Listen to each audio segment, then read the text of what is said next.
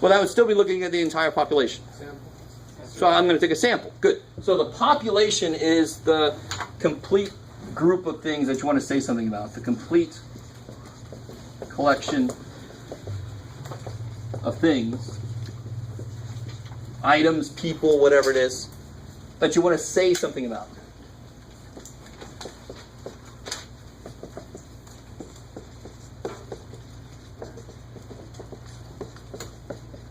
So for example, I don't know if you guys have heard of this. One thing I like to do is to pull up studies. I'm going to do that here in a little bit, but I want to ask you, have you heard about the show? The only reason I know this exists is I think I saw it on the Soup once, 16 and Pregnant on MTV. They did this huge study about the effects of that show on the rate of teen pregnancy in some little area. And they actually found that there was a huge correlation. The more you watch that show, the more likely it is you're not going to be pregnant, or it takes the pregnancy rate down. The problem with a lot of, now that one, I don't know, there might be a real effect there, but with most correlation problems, for example, a bad correlation would be you go watch people play basketball, and you write down, man, playing basketball must make you tall. I'm going to play basketball because I'm kind of... Now, I love to play basketball, but, oh well, too bad for me. Obviously, so correlations, you just don't know which way they go. Obviously, what's the truth there? Basketball doesn't make you tall. You play basketball because you are tall. Yeah, exactly. A lot of people, if you are tall, it makes it easier to play basketball because then you can actually shoot over the person standing in front of you. So I normally don't have time or resources to reach the whole population. So instead we take a sample, which is just a subset of items from a population.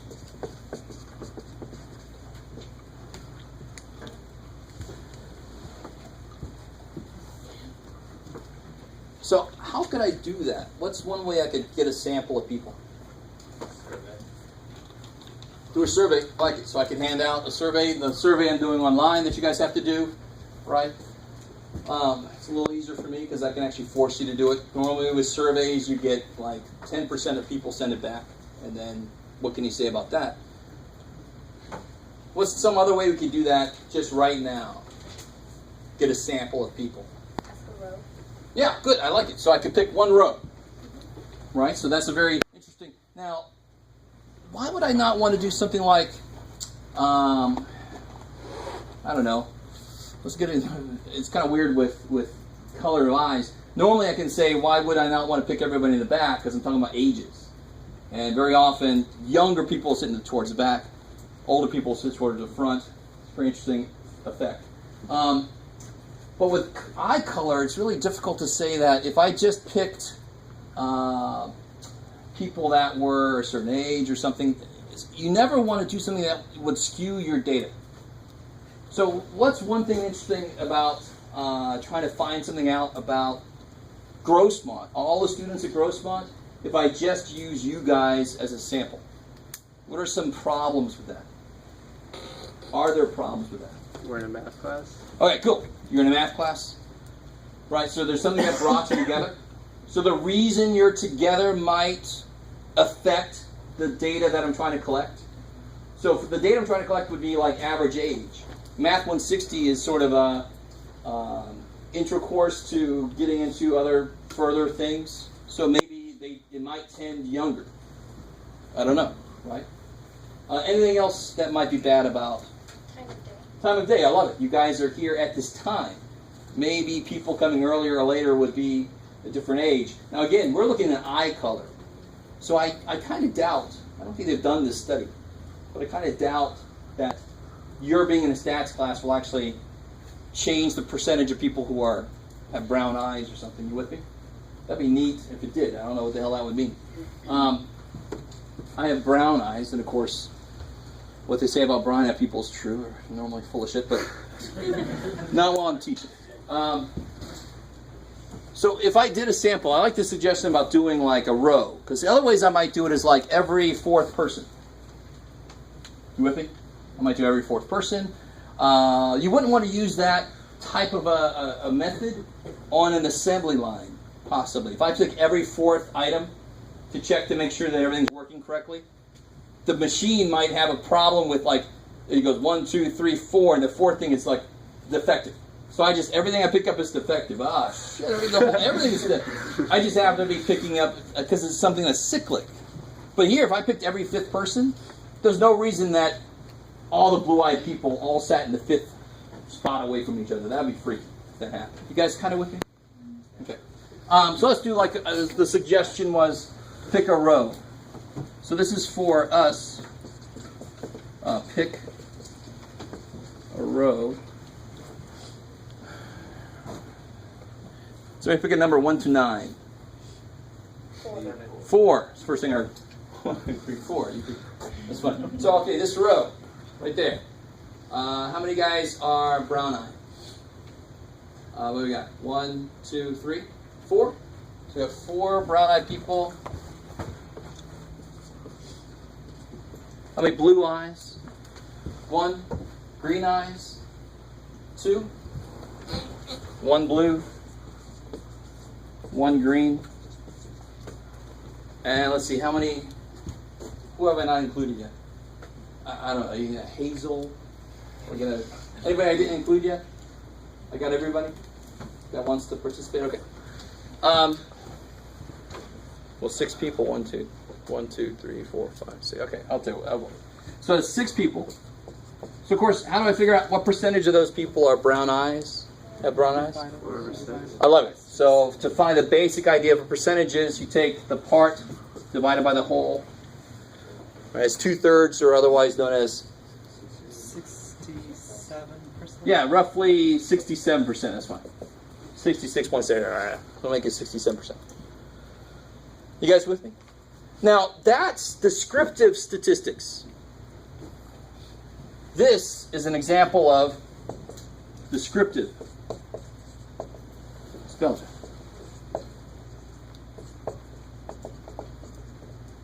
It's called descriptive statistics because I'm just purely describing what I see. In my sample, I see 2/3 of the people having brown eyes. Now, if I were to then say, so obviously, 67% of everybody in here has brown eyes, that would be an example of inferential statistics. So if we were to take this and say, 67% of everybody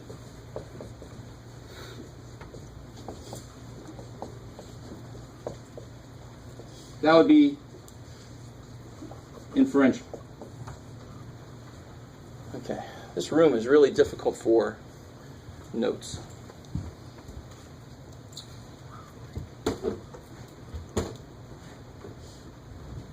How do you move? There you go.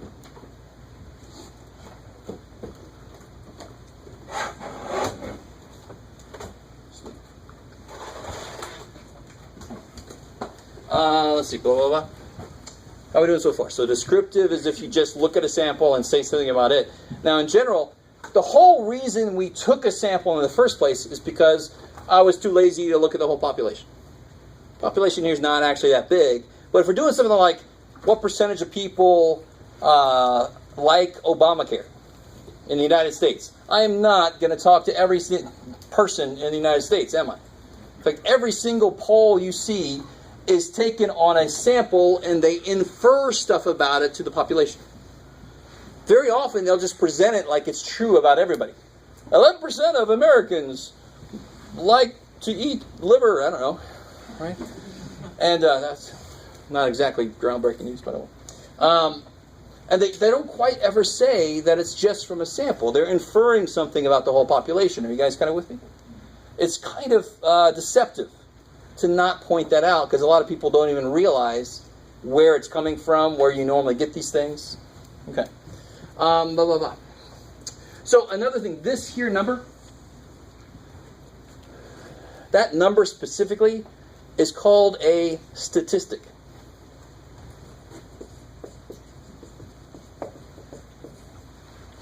So the thing about a statistic is it's not just something you don't want to be. It describes a sample. Statistic describes a sample SS, right? A statistic describes a sample. Something called a parameter describes a population. EP, can't beat that, right? Wish math would do that more often.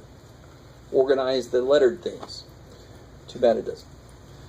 So if I said 67% of the whole class has brown eyes, that would be a parameter. I would have inferred to get there, but it's still a parameter because it describes the whole population. You guys with me? So now I got some words out there. What we normally want to do is we want to come up with a parameter about a population, and the way we normally get there is to find the statistic from a sample, and then infer about the whole population. Now what could be wrong about that? I mean, do you guys feel pretty good about this number describing everybody? Does that sound good idea? No, not really, because I just picked one row. And maybe a lot of brown-eyed people just happen to sit there. You guys with me? The thing is, the sample size never has to be as big as we think it does. Small samples are nowhere near as good as big samples. But small samples do a better job than most people realize, right? Most Gallup polls, have you guys ever heard of Gallup? I killed my computer. Anybody ever heard of Gallup? All right, so I'm a total political geek, right? I love to look at the, who's going to vote for what and what are the attitudes of Americans and so forth. Gallup at the very bottom always tells you exactly how they did their studies. It's kind of very out there, very different from what you normally see in like a newspaper or something. And they'll pretty much always have around 1,000 to 2,000 people they talk to. And the immediate reaction from people when they hear that is, how could they say something about the whole United States from like 1,200 people? And the reality is, that's pretty damn good. That will get you a really accurate, pretty damn precise idea of what the hell's going on. It's definitely not going to be the right answer. So if they talk to 1,200 people, that's not even everybody at Grossmont. How many people are at Grossmont? Do you guys know? How many students? Like 20,000, right? So right around 20,000 normally in the last couple of years. So if I talk to 2,000 people at Grossmont, people would go, wait a minute, you left out 18,000 people. What's wrong with you? But that was, as long as I picked the 2,000 people in the right way, or in a way that's not going to, like, not all at the same time, not all in the same place, not all from the same classes. You guys with me? Because that might skew my data. As long as I randomly pick them, it's actually going to be pretty good description of the whole population. How am I doing time? Cool. So let me throw some of these little, we're kind of giving little tidbits of stuff here. If you're in the book, I'm actually going through this. We're in section 1.3, sort of.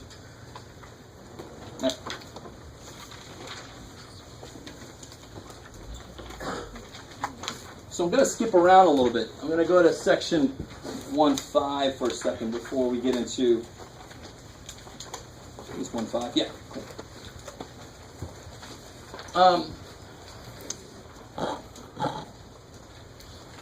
When somebody suggested that I look at one row, that was a certain method of sampling. So obviously if I want to get the average age of people, I'm not only going to pick the people that are there in a 9 o'clock class, 9 a.m. Because again, the older you are, the more likely it is you have a 9 to 5 job. You're going to be in the 5:30, 6, 7 class. You with me? So if I am looking at age and I pick something at 9 a.m., my data is not going to be good. It's going to be a bad sample, right? So here, if I wanted to say something about everybody, if I wanted to find the average age of everybody in here, and I just picked the front row, there's already kind of studies that show that there's kind of a relationship between age and where you sit in the classroom, so that's not a good sample, right? But what about if I picked, instead of just one row, what if I expanded that idea and I picked, like, at random, 3 rows? That's a little bit larger sample, right? So we feel a little better about that. Is that a good sample, though?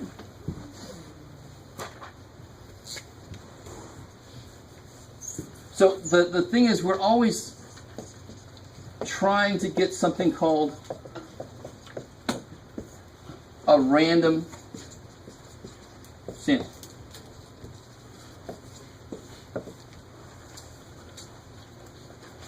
So that's the ideal place to go towards. Now, even if you get a random sample, you really get a random sampling, that doesn't mean that your data is correct. Doesn't mean that you can go out and make decisions based on it without any cares. Because you could still randomly pick only older people if you're looking at age. It can happen, right? The weird thing about randomness is it almost is guaranteed that a very unlikely thing will happen somewhere. That the human brain can't really comprehend that. So what the hell is a random sample? What would that mean? What would make it fair? Okay, cool. So one way to get a random sample might be to put everybody's name in a hat and then have somebody draw names out, right? All the pieces of paper are the same size, right? To take any, random shuffling thing that's wrong. You guys kind of with me? But what is it that we're trying to, why does that sound fair? What is it about that method? There's other methods, of course. I could put everybody's name up on a board and have different people come up and throw darts. Right? Different sizes or whatever. Yes? Sure, yeah. Sociology, basically, she has to take a survey. And basically, I think it's when everyone that you're surveying or doing like a questionnaire or whatever, they have to have an equal opportunity to equal chance. Okay, cool. I like it. So it kind of makes sense that a random sample would mean that everybody in the population has an equal chance to be a part of it. So what's wrong with calling people to include them in a survey? Second? Not everyone's going to want to talk. All right, that's something we have to control for when we do that kind of thing, but not everybody has a phone at all, believe it or not. Some people are completely off the grid, right? It's even worse when you do an online survey. Like you have a survey on a news site's page. And there's a survey about how do you feel about this political thing. And I love it when they make it a big deal. I'm like, well, who the hell goes to your page? You with me? So what's wrong with that? There's several things wrong with that. The one I just said, who goes to the page, they have a certain opinion, possibly. Unfortunately, nowadays, the news channel you watch indicates a lot of your opinions. It didn't used to be that way, but it's the way it is now. Also, does everybody have access to the internet? No, so not everybody goes to that page. Not everybody has access to the internet. Not everybody wants to take the time to do it. Not everybody watches the news. Not everybody watches the news. Some people voluntarily don't want to know what the hell's going on, right? Or they just watch the Daily Show. It's not a bad place to go nowadays. So a random sample is one where every element in the population has an equal chance.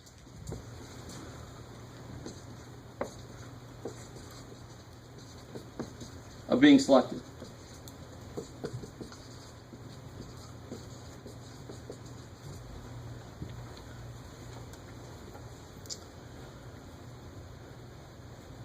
So if it was like week 7 of the class, and I wanted to pick a sample of people from the class to see what their opinion was on something, how are things going or whatever, can anybody imagine what would be wrong with that? People have dropped? Or? Yeah, if they drop, they're no longer in the class, so I don't want to include them anyway. Okay. But not everybody will be present, right? I guarantee you, on any given day, there's at least 3 or 4 people absent. Sick or just needed a day off or whatever, right? So there's a bigger issue behind what you just said, because they obviously want to have a voice in things too. But if I just want to see from the people enrolled, what's your opinion about how things are going or whatever, the thing is, not everybody will have a chance of being in that sample, because not everybody's going to be there that day, right? So the main thing we're always trying to go for is a random sample. We can't always get there, but when you write... when we look at some journal writings, when you write them, you have to explain what you did to try to get towards this goal. What did you account for? What did you make sure about? If you don't do any of that, nobody's going to trust your data at all. You're like, how the hell did you pick this? I don't know. I can't trust any of it. So that's kind of like our goal. And there are different ways to do that, like picking the names out of a hat.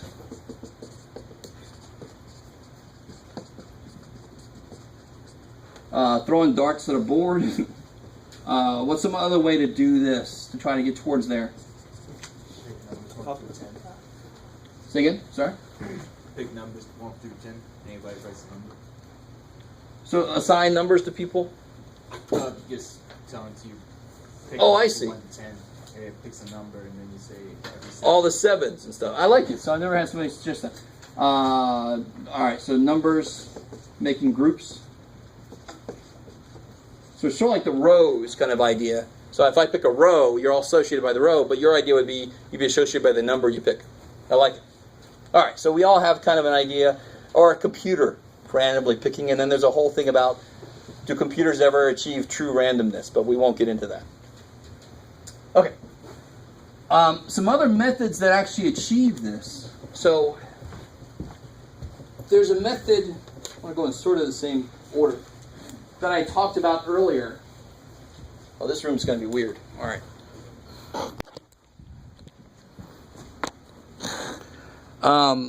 Where I said I took like if I took every fifth person, so I count 1, 2, 3, 4, 5, you're in. 1, 2, 3, 4, 5, you're in. So that method is called systematic sampling. And that name kind of makes sense. There's a system to how we do it. So if I take the temperature every 10 minutes and then plot it to show how it goes up and down through the day, you with me? Or if I take every fifth person, or if I'm a cop and I take the speed of every eighth car to get some average idea, that's systematic sampling. There's some system to what we pick. You don't want to use this kind of sampling when you have a population that has something cyclic in it, like the assembly line. And to me, that's the best visual. If I have something, and I always have in my brain like the old cartoon assembly lines, they have a jar of pickles come in, and then it clunks the lid on, and then the next jar of pickles come in and it clunks another lid on. If this little thing turning around has a problem on its seventh leg, and you pick every seventh bottle, every one of them is going to be bad. And you're going to be like, oh my God, all my pickles are bad. And then you won't be able to sell your pickles. So that's systematic sampling. Then we got two things I want to talk about. And it's sort of like the rows thing. If I pick a row or pick several rows at random. So if I had, let's actually do rows. That's fine. So say I have like 5 rows of students.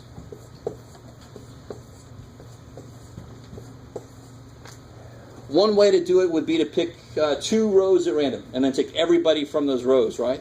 So one method I could use from this, how it's broken out into rows. So notice I'm about to get into 2 different types of sampling, and people always confuse them because they have the same first step. Break your population into little groups. So my population in here is automatically broken up into rows, and then maybe people in the back, right? So those are broken up for me. So I could either pick like 2 rows at random and take all from some. So that's one kind of method. It's got its own name. Or another way I could do this is to take some from here, some from there, take a few from each, and then put all that into a sample. That would be some from all. Okay, how are we doing so far? So if I have all from some, that's called cluster sampling. And if I have some from all, that's called stratifying. And in my brain, the way I think of it is cluster is these are clustered in a row, clustered in a row. So I take whole clusters. So that's why it's called cluster. I take everybody from some things. Stratified sum, same letter, that's one way to remember it, right? Stratified, I don't know if you guys ever done geology, you have the strata you can see in rock formations. So it's kind of like broken out. So I take some from each. So one reason, anybody know what situation you might want to do this? What situation might you want to do stratified? Take some from several different groups. one right now. Like this example right now about just taking a column in one section because it could be from the same age because the older people are in front. So you could break everybody up by age and take some from each age group, just to put words in your mouth. Right? That's one way you could do it. Yes. Okay. I always think about like high school. If you want to talk to the students and see their feelings about should we change what lunchtime is or whatever, you want to make sure that you have the freshmen, sophomores, juniors, seniors. You want everybody represented. So then you want to take some from each class of students. So everybody's got a voice and nobody can say, we were left out. Right? So that's one reason why I might want to do that kind. Cluster, one semester I was teaching this, and believe it or not, I was teaching this class in an intersession. And intersessions might come back someday, but they're like 3 weeks. I just took one. They had intersection. Oh, they had an intersection. Yeah. And we didn't have any math intersection. That's why I was saying. 3 week stats class is pretty crazy. But I had a student in there who told me this is not too long after. There's like 2005 or something like that. I can't remember. But not too long after the Iraq War started. Well, we were decently into it. And he said that they didn't like cluster sampling. He said cluster sampling is crap. You know, I have a real life example. It doesn't work. And the problem was they broke Iraq up into sections, and they wanted to take whole sections out and see how how people were doing there to get an idea of all of Iraq, how they're doing. You with me so far? And it makes sense. If you have an area you don't necessarily want to go into, you take everybody here. You get there, take everybody there. Get there, take everybody there, right? And then leave some clusters out. That's fine. Or you could do like zip codes in the states. Take everybody in this zip code, take everybody in that zip code, and leave other zip codes out. You with me? The problem was they broke it up, but they didn't randomly select the areas. They selected the safest ones. So what's it going to do to your study? It's going to be skewed to make it look like things are better than it was. You kind of with me? So then that was a really cool moment for me. He told me that. I looked up the story, and then I realized, and then I could teach them. It wasn't cluster's fault. They misused it. They didn't use it correctly. You're supposed to pick these randomly, not, well, this is a safer row of people to talk to. Let me talk to them, right? That's going to skew your results. Okay, so how are you feeling about that? There's two different forms of sampling that look like the same thing. They both break things up into groups. One takes entire groups, the other one takes some from everybody. Yeah. So clusters to use all from the row selected? Yes, good.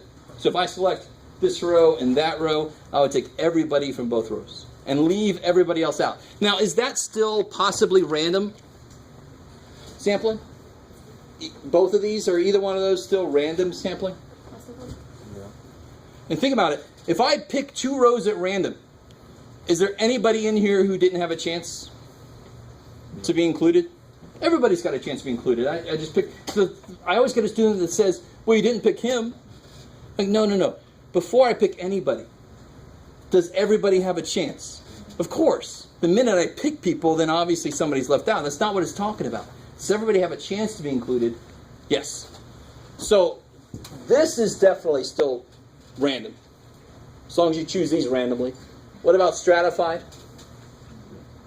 Oh yeah, everybody still has a chance, right? Because I'm going to pick a few people from every single row, so every single person has a chance to be in the sample. How are we doing so far? Good, you're good. So there's the idea of random sample. You're always trying to go in this direction. And the types of sampling that we use, you want to make sure, is it going to lead me in this direction? Can I get a random sample from it? Yes. Systematic. Well, how do you feel about systematic sampling? Could it still be random? Yes, once you realize that your starting point is random. So I don't have to start with her, I can just start there, and then I can start every fourth person. So then everybody still has a chance to be included. You guys kind of with me? So far, every single thing we've looked at could be random as long as you did it correctly. You weren't doing like the people in Iraq and just going to where it was safe. And then your whole safe study is pretty screwed.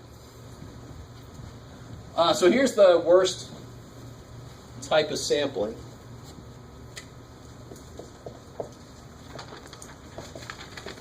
called convenience sampling. And this would be if I wanted to say something about all Grossmont students, and I just used you as my sample. Now, you're not bad people that I know of yet. I'll find out. But you're a bad sample. And of course, this is for everything we talked about earlier. You're all in stats class. You're all here at this time, right? So your stats class, it kind of ties into what major you're thinking about, right? Because not everybody has to take stats. The time you're here affects your ages and whatever else, right? Are you working? Are you not? When do you work? All those things could skew what I'm looking at. Certain people are excluded because they don't have the same characteristics as you do. So that can certainly skew my data. So convenience sucks. It's like standing out in front of a music store and asking people what they thought about the awards last night. What do you think? You got people who are interested in music in the first place. It's going to skew your data. So convenience, bad. It's exactly what it sounds like. It's just what's convenient for you. Okay. So that's section 1.5, where they break out these different types of sampling. Now, I want to remind you about something. It's not always going to be this haphazard when I teach. Chapter 1 is kind of its own thing. I'm kind of jumping around to whatever makes sense with my narrative. You're kind of responsible for chapter 1, getting the definitions down. The homework will give you the practice you need with it. Kind of thing you might see from me on a test would be, I'd say, what type of sampling method was used here? And I'll give you a situation. You're going to tell me, was it cluster, was it stratified, was it convenience, so forth. You guys kind of with me? It's exactly the way the homework is. Okay, so I want to jump back to section 1.3.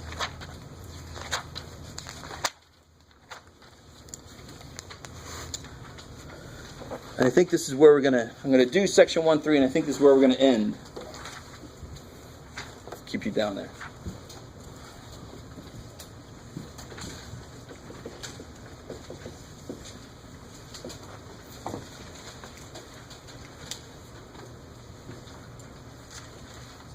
So section 1.3 goes back to data itself. So section 1.5 is how do we collect data? How do we get the people or the things that we're going to measure or look at or ask a question to? How do we get these things? Section 1.3 is all about what different ways or what different data can you get? What are the characteristics? What type of data can you get? So the main breakdown is qualitative versus quantitative.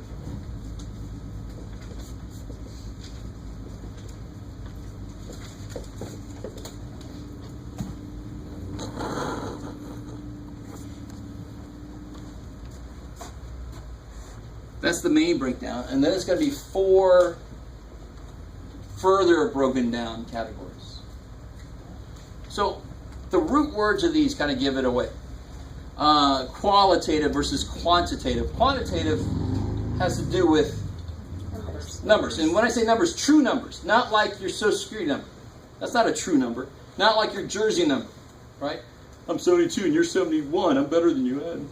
No. Quantitative is true numbers. Most often measurements. But not necessarily measurements. But measurements are almost a safe bet for this. They're true numbers. You can do math on them. You can subtract them, add them, all that kind of stuff. So if you took the average of all the jersey numbers on the Grossmont football team, you'll get a number. Will it mean something? Holy crap. Now, I love that one semester I had like 3 girls from the basketball team. And I said something like, if you add your jersey number to your jersey number, you don't get anything that means, yeah, but you get her. I'm like, oh, crap. Because it was like 14 and 16 and 30. I'm like, no.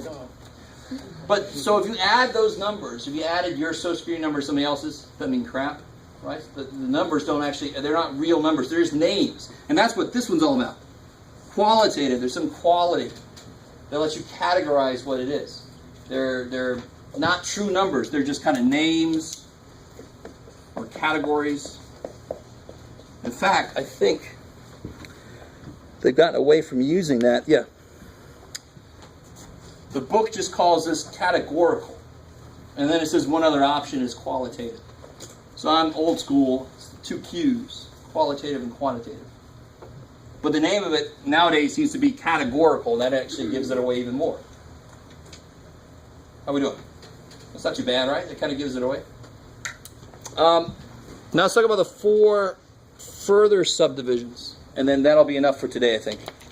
You guys are probably near the most definitions you can handle in one day. Let's see. 4 further subdivisions of data.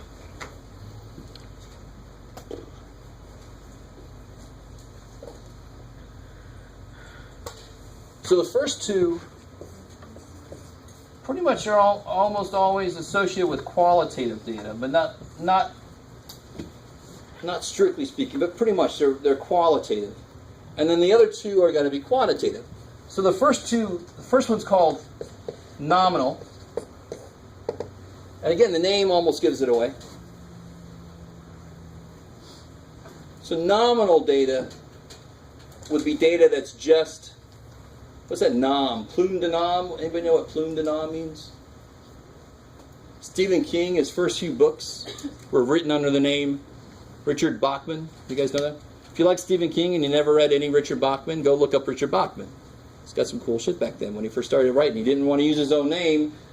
I don't know what was wrong with King, but what the hell. Nominal, then, is just purely names. That's all it is. It's just names of things, like hair color. This is just names of characteristics.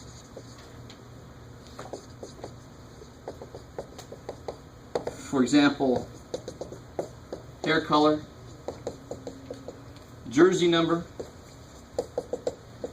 right? They don't have any other anything. You can't compare them. You wouldn't say that, well, blonde is greater than black hair. No, that doesn't make any sense. Just like saying, well, 72 is bigger than 71, so I'm better than you. No, that doesn't make any damn sense. All there is pure names. What's some other names? I'm going to put it there. Type of car you drive, right? Social Security number is a good example. Even though it has the word number in it, it's not really a number, it's just your name. Right, we were all warned about that day. Okay, so that's pretty easy. The second one has one extra added thing. There's something you can do with them in the second guy. And the name kind of gives it away again.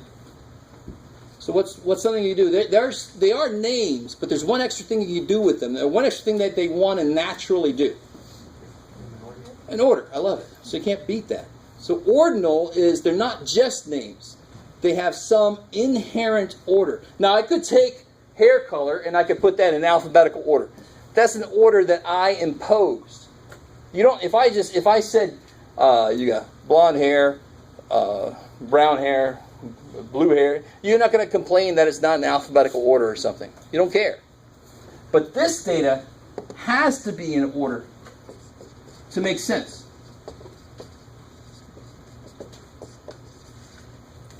So you wouldn't announce the results to a race like, well, John came in 7th, Sue came in 2nd, Philip came in 10th. What the hell? No, give me the freaking, give it an order. What the hell are you doing?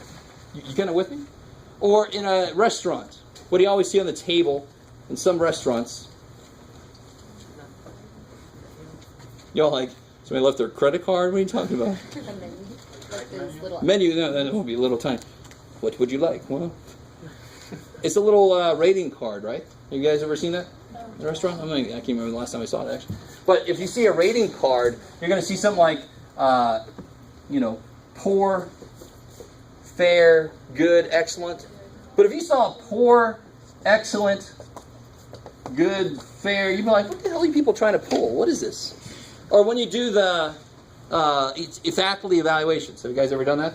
You evaluate your faculty member, and you keep them standing out in the hallway forever writing these books, about stuff. But it would be really strange if they said 1 is strongly agree, 2 is disagree, 3 is slightly agree.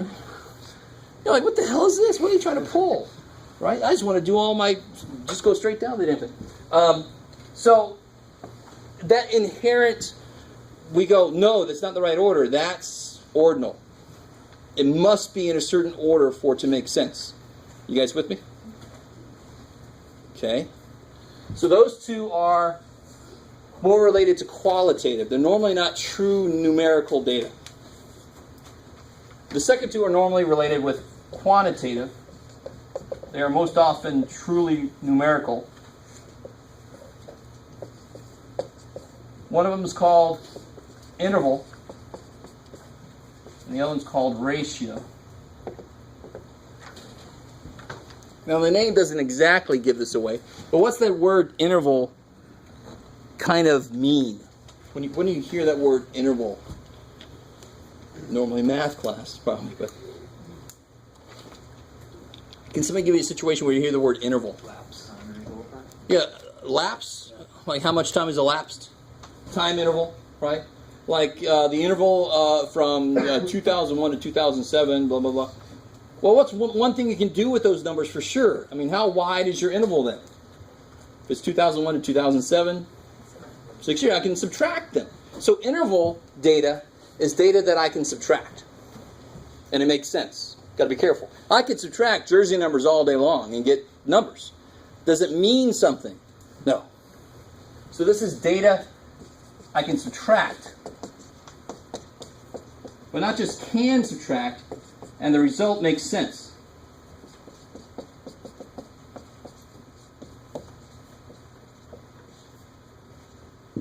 Get out of there. So if I took like the year that some company started, like company A started in 1904, and company B started in 1898. If I subtract those 2 years, I get how much later this other company started, right? The result makes sense. Okay. Or if today is 73 degrees and yesterday was 70 degrees, well, the difference means it's 3 degrees warmer today, right? Okay, cool. Sort of.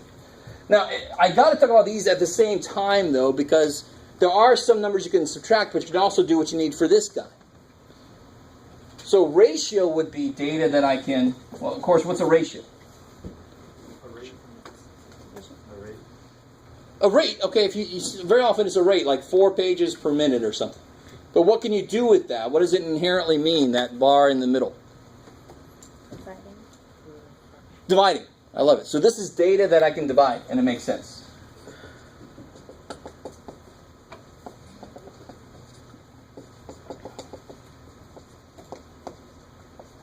So if one question on the test was year of birth, what level of data is that? You automatically know it's not one of these, because year of birth is a real number. That's a number that I can do stuff with, right? So very often I can eliminate one pair or the other right off the bat. I'm trying to give you a way to look at this kind of problem. So I know it's one of these two. Now I can certainly subtract years, and it makes sense, just like the example there. Right? So if I subtracted two people's birth dates, birth years, that would tell me, of course, what? Yeah, how much difference in age. But dividing the 2 years, does it actually tell me anything? I get a number, don't I? So if I divided 1980 by 1970, I get a number. Right? 1 point, who knows? It doesn't mean a damn thing. Right? So it's not ratio, it would be interval. So when I ask you what level of data is this at, you give me the highest level. Because a year could be a name. There was a guy, a 1980 guy. He was born in 1980. I don't know what the hell his name is. Right? That could be a name. I don't know who that is I'm talking. Ordinal, it definitely has order. Doesn't years have order to them? Of course.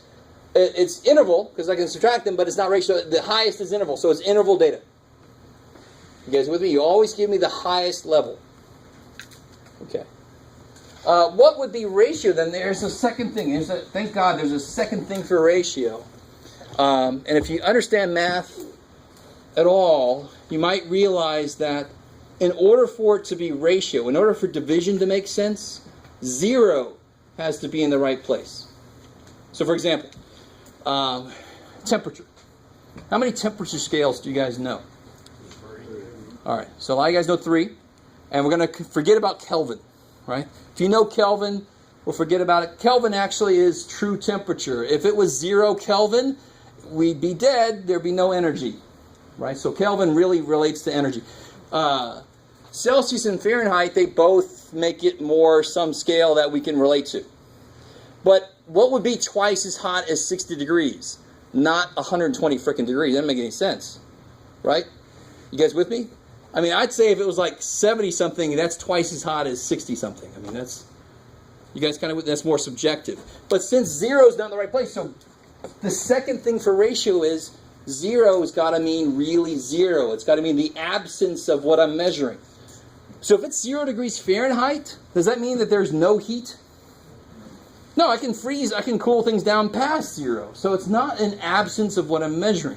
Now, what about if I'm catching fish? And I say, the only fish I caught was 0 inches long. Well, that's another way of saying I didn't catch any freaking fish. So that was actually an absence of length of fish because I didn't get anything. So there's got to be a truly inherent 0. So Kelvin, 0 means that's it. You can't go past that. You can't have negative Kelvin. That's freaky. But we can certainly have negative Celsius and Fahrenheit. Right? So I can go past that. Well, what about profit? That's another thing. I want you to be careful with a negative thing. You can have negative profit, positive profit, but if I said I made 0 profit, that actually is 0. So 0 is in the right place. So profit would be what level? Ratio, because it has a truly inherent 0. 0 is in the right place. If I made $2,000 last year and this year I made $4,000, I made $2,000 more, so it's at least interval. But what's 4,000 divided by 2,000? 2. And does 2 make sense? Twice as much. Yes. It's ratio. You guys kind of with me here? A little bit. All right. I know it's definition overload. I know that all too well. Yes, sir. Like how much, can there be negative numbers in money, if you're on debt? Is that Yeah, it's just like profit. If I have negative profit, my company actually lost money. And we all know too well that money definitely involves negative numbers. But if 0 is in the right place, that's the key thing. With Celsius and Fahrenheit, there still is a 0, but it's not 0. It's not the right number. I've moved where 0. So all my numbers don't relate the way they're supposed to. But the main thing to realize is, if I can divide it and it makes sense, and if there's an inherent 0, 0 means what it's supposed to mean, that's ratio. If I can't do that, but subtraction makes sense, it's interval. Cool. Trust me, you just got to get into the homework and try this out to see if you really understand what's going on. And you all have access to chapter 1. Okay, so like I said, I think that's plenty for today. So the one section we didn't talk about at all is section 1.4. So we'll finish it up next time, and we'll do that field trip next time. Come on up and see me if you need a ad code.